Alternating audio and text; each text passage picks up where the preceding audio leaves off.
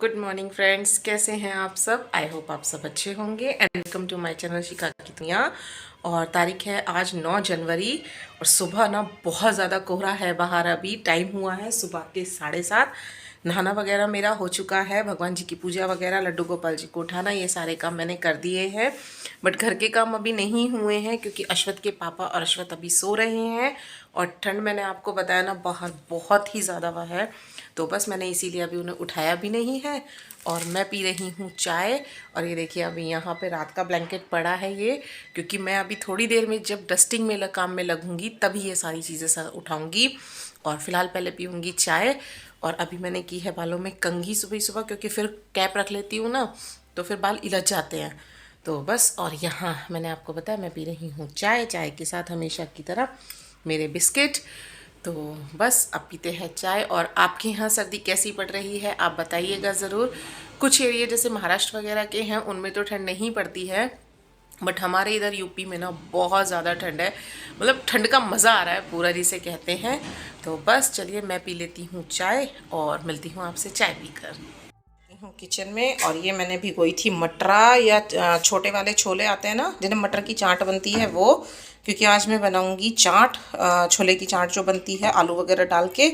तो बस मैंने ये रात भिगो के रख दिए थे और अब मैं इन्हें धो के दोबारा से एक बार और फिर इन्हें गर्म उबालूंगी, क्योंकि इतने खाने का टाइम होगा इतने ये उबल जाएंगे अच्छे से।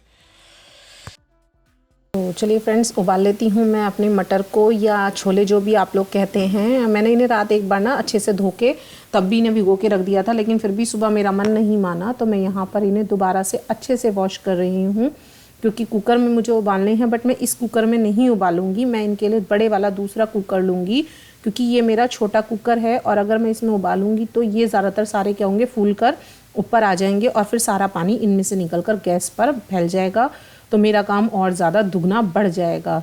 और यहाँ पर मैं साथ के साथ इनमें ही डालने के लिए ले आई हूँ आलू, क्योंकि मटर की चाट तो बिना आलू के वैसे भी अच्छी लगती ही नहीं है और आलू भी मुझे बॉईल करने ही हैं। तो मैं यहाँ पर इन आलूओं को पहले धो ले रही हूँ। मैंने आपको बताया ना, नए वाले आलू जो आते हैं इनमें मिट्टी बहुत ज़्यादा आती है, तो सबसे पहले इन्हें धोना ज़रूरी हो जाता है। और मुझे ये मटर के साथ ही उबालने हैं, तो मैं साथ के साथ इन्हें भी छीलकर इनके साथ ही पानी में डालकर उबालने के लिए रख दूँगी।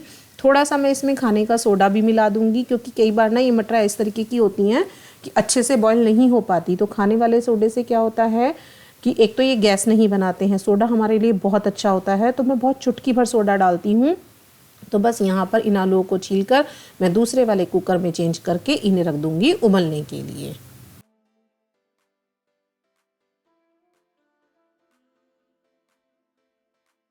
यहाँ रख दिए हैं मैंने छोले यानी मटर उबलने के लिए, और अब मैं करूँगी घर के बाकी काम। और ये देखिए हमारे अश्वत बाबू ये घुसे हुए पापा के साथ अपने कंबल में देखो, दो दो कंबल यहाँ है और यहाँ हमारे यहाँ हो रही है ठंड है क्योंकि हमारे यहाँ पड़ रही है बहुत ज्यादा वाली ठंड। देख मेरे कैसे लगे, कैसे लगे, कैसे लगे ठंडे ठंडे। तो चलिए कर लेती हूँ मैं घर के बाकी काम भी।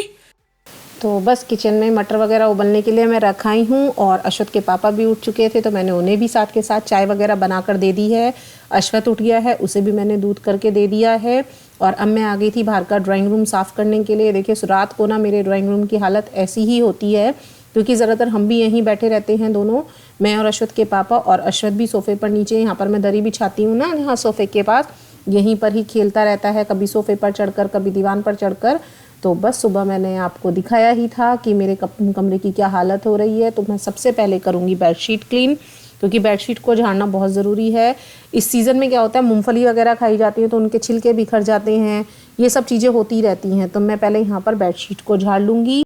तो बस बेडशीट वगैरह बिछा कर मुझे करना है फिर उसके बाद जो कि मेरे चुन्नी में रखे हुए प्रेस के कपड़े लपेटे हुए, जिन्हें प्रेस वाले भैया देकर गए थे। और अब ना मैंने क्या किया हुआ है, बाहर दीवान पर भी ना गरम बेडशीट ही बिछाई हुई है, क्योंकि मैंने आपको बताया कि अश्वत भी ज़्यादातर पूरे दिन यहीं पर खेलता है और मैं और अश्वत के पापा भी ज़्यादातर उसी के पास बाहर ही बैठ जाते हैं। तो फिर यहाँ पर भी मैंने गरम बेडशीट बिछा दी है। और अब मैं खोल रही हूँ प्रेस के कपड़ों की तह, क्योंकि प्रेस वाले भैया जो है ना वो दे गए थे। मेरे हाथ में पिछले कुछ दिन से ना दर्द था तो मुझसे प्रेस नहीं हो पा रही थी, और इनके जो ट्राउज़र या पैंट वगैरह हो जाते हैं ना उन पर थोड़ी भारी प्रेस मारनी पड़ती है। तो बस इसीलिए मैंने दे दिए थे प्रेस वाले भैया को प्रेस के कपड़े देने के लिए। और यहाँ पर मैं उनके जो नए और पुराने मतलब जो रेगुलर पहनने वाले कपड़े हैं, जो बाहर पहनकर जाने के कपड़े हैं या ऑफिस वाले हैं, वो भी मैंने सब अलग अलग कर दिए हैं। और अब मैं इन्हें ले जाकर लगा दूंगी सेफ में, क्योंकि एक बार ये कपड़ों का काम अगर फिनिश हो जाता है ना तो ये समझिए हमारे घर की आधी प्रॉब्लम सॉल्व हो जाती है। तो यहाँ पर मैं ले गई थी पहले उनके पहले वाले कपड़े, और यहाँ अब रखा है मेरा सूट और ईज अश्वत के पापा के दूसरे कपड़े, इन्हें भी मैं वापस ले जाकर रख दूँगी। तो बस कपड़ों की तहवे बनाकर और उन्हें अलमारी वगैरह में सेट करने के बाद मैं आ गई हूँ किचन में, क्योंकि अप्रॉक्स टाइम भी सुबह के नाश्ते या खाना जैसा कि हमारे यहाँ पर एक ही बार होता है, मैंने आपको पहले भी बताया है।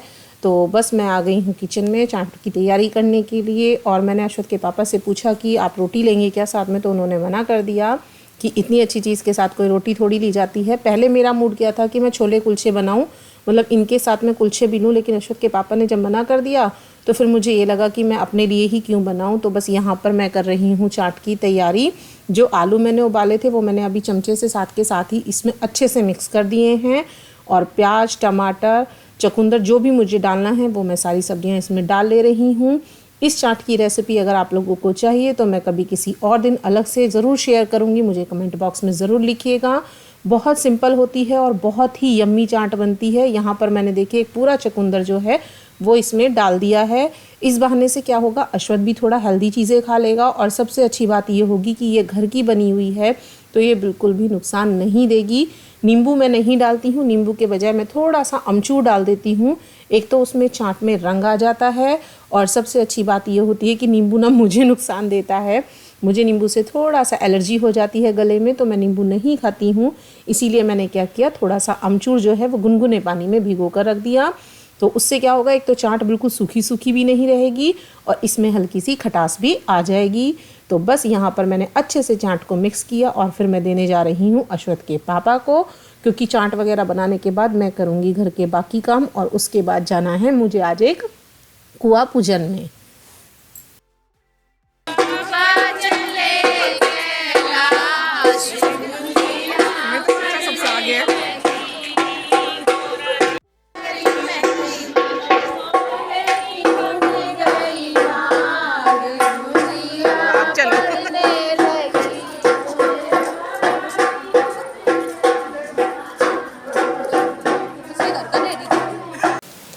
तो चलिए फ्रेंड्स, बता देती हूँ मैं आपको कि किसका कुआं पूज रहा है और किसके यहाँ पर मैं हूँ। ये कुआं पूजन है हमारे सामने वाली आंटी जी जो हैं, ज़्यादातर लोग आप में से जानते भी हों, नहीं भी जानते तो मेरे घर के सामने ही जिन आंटी का घर है उनका ये कुआं पूज रहा है। ये देखिए पिंक कलर की चुन्नी, जिन्होंने रेड कलर की ये चुन्नी ली हुई है। और वैसे तो कहने के लिए इनका कुआं जो पूजन है वो काफ़ी लेट हो रहा है, क्योंकि भैया की शादी भी नज़दीकी है, 19 जनवरी की भैया की शादी है। बट इनके यहाँ क्या है, जब भैया छोटे होंगे ना तो कुआं नहीं पूजा होगा। तो बस इसी वजह से जब कुआं ना पूज पाने के कारण अब जैसा कि आंटी को पता चला होगा अपनी ससुराल में या गांव में कि शादी से पहले उनका कुआं पूजना ज़रूरी है, तो बस उसी रस्म को आंटी अब कर रही हैं। और सबसे बड़ी कमाल की बात तो ये थी कि आंटी जी के पोती भी हो चुकी है। तो हम सबको सबसे ज़्यादा यही अच्छा लग रहा था कि पहला ऐसा कुआं पूजन होगा जिसमें पोती और दादी दोनों ही होंगी, मतलब दादी के पोती के सामने दादी का कुआं पूजन हो रहा होगा। और यहाँ पर उनकी बहू भी है साथ में, उनकी देवरानी, जेठानी, उनकी सास सभी हैं। तो बहुत ही अच्छा लग रहा था कि मतलब देखने में ऐसा लग रहा था कि बहू ही पुजवा रही हो कुआं। और होता भी है ना कि ऐसी चीज़ें बहुत कम देखने को मिलती हैं। तो बस यहाँ पर हो चुका है कुआं पूजन। और यहाँ पर नॉर्मली जो होता है जेठानी लेकर चलती हैं, बट आंटी की जो जेठानी है, जैसा कि मैंने आपको बताया कि आंटी के पोती भी हो चुकी हैं, तो आंटी की जेठानी तो नहीं लेके चल पा रही थी इस करवे को, तो उनकी देवरानी ने ले लिए थे और सारे काम उनकी देवरानी ने ही बताए हैं। तो चलिए आगे मिलवाती हूँ मैं आपको आंटी की बहू से भी। तो बस यहाँ पर जैसे ही कुआं वुआ पूजा, आंटी जी के साथ की जितनी भी लेडीज़ थी उन्होंने दी आंटी को बधाई। और आंटी जी चल रही थी धीरे धीरे, तो ये आंटी जी की देवरानी है जो उन्हें साथ में लेके चल रही थी। इधर ग्रीन सूट में जो है ये है आंटी जी की बहू, नाम है इसका निकिता। तो बस ये आंटी जी को ये कह रही थी कि तुम तो सच में ही जच्चा बन रही हो जो इतनी धीरे धीरे चल रही हो। और बस बाकी कॉलोनी में ऐसा इवेंट पहली बार ही देखने को मिला सबको, क्योंकि ये जो उम्र का कगार होता है इसमें अगर कुआं पूछता है तो सबके लिए ही थोड़ी अनोखी बात तो होती ही है। और सबसे अच्छी बात ये थी कि सब इसी बात को कह रहे थे कि दादी जो है वो पोती के सामने कुआं पुजवा रही है, कितनी अच्छी पोती है कि उसे भी अपनी दादी का कुआं पूजन देखने को मिला है। और अब हम आ गए हैं अपने घर के बाहर जो ग्रीन, और बस आने के बाद फिर उनके यहाँ पर हुआ थोड़ा सा कन्याओं का नेक। ये है आंटी जी की पोती।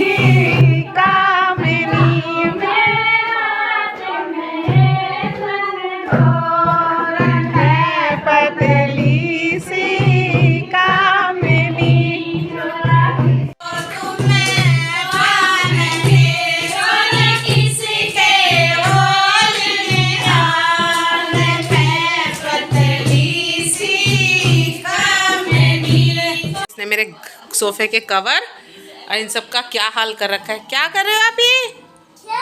क्या कर रहे हो आप ये? ऐसे नहीं होता, ऐसे। क्या होता है ये? यह स्लाइड। स्लाइड ऐसे होती है? स्लाइड तो रपटने वाली होती है। नहीं, ऐसे वाली होती है, देखो। और बस ये चल रही है मन्नू की मस्ती, और मैं करूँगी इसी के साथ ही इस वीडियो का एंड। अगर वीडियो पसंद आए तो प्लीज़ वीडियो को लाइक कीजिएगा, चैनल को सब्सक्राइब ज़रूर कीजिएगा, और मिलती हूँ आपसे बहुत ही जल्द इसी तरीके की अच्छी इंटरेस्टिंग वीडियो के साथ।